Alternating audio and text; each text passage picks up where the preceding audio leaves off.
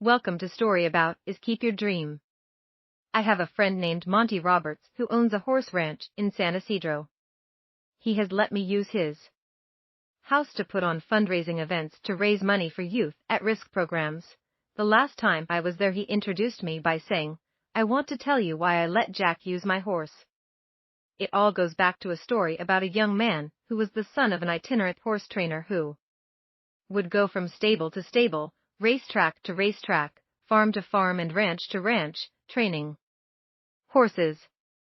As a result, the boy's high school career was continually interrupted. When he was a senior, he was asked to write a paper about what he wanted to be and do when he grew up. That night he wrote a 7-page paper describing his goal of someday owning a horse ranch.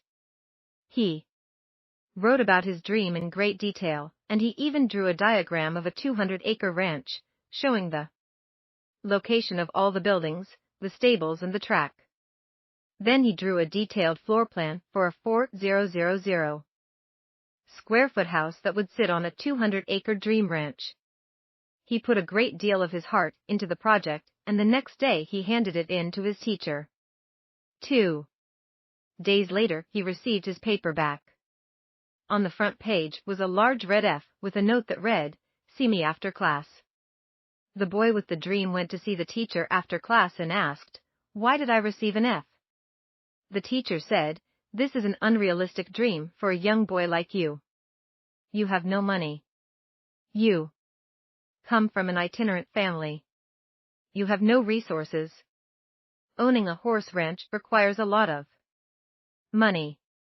You have to buy the land. You have to pay for the original breeding stock, and later you'll have to pay large stud fees. There's no way you could ever do it." Then the teacher added, "If you will rewrite this paper with a more realistic goal, I will reconsider your grade." The boy went home and thought about it long and hard. He asked his father what he should do. His father said, "Look, son, you have to make up. However, I think it is a very important decision for you." Finally, after sitting with it for a week, the boy turned in the same paper, making no changes at all. He stated, "You can keep the F and I'll keep my dream."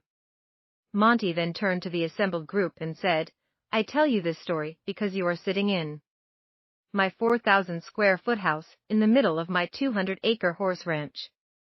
I still have that school paper framed over the fireplace." He added, "The best part of the story is that 2 summers ago that same school teacher brought 30 kids to camp out on my ranch for a week.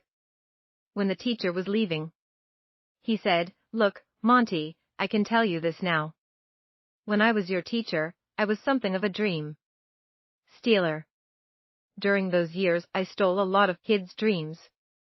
Fortunately, you had enough gumption not to give up on yours.'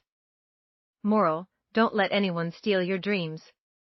Follow your heart, no matter what. No dream is too big or too small when one works hard to live it. One should always try making dreams come true, no matter what."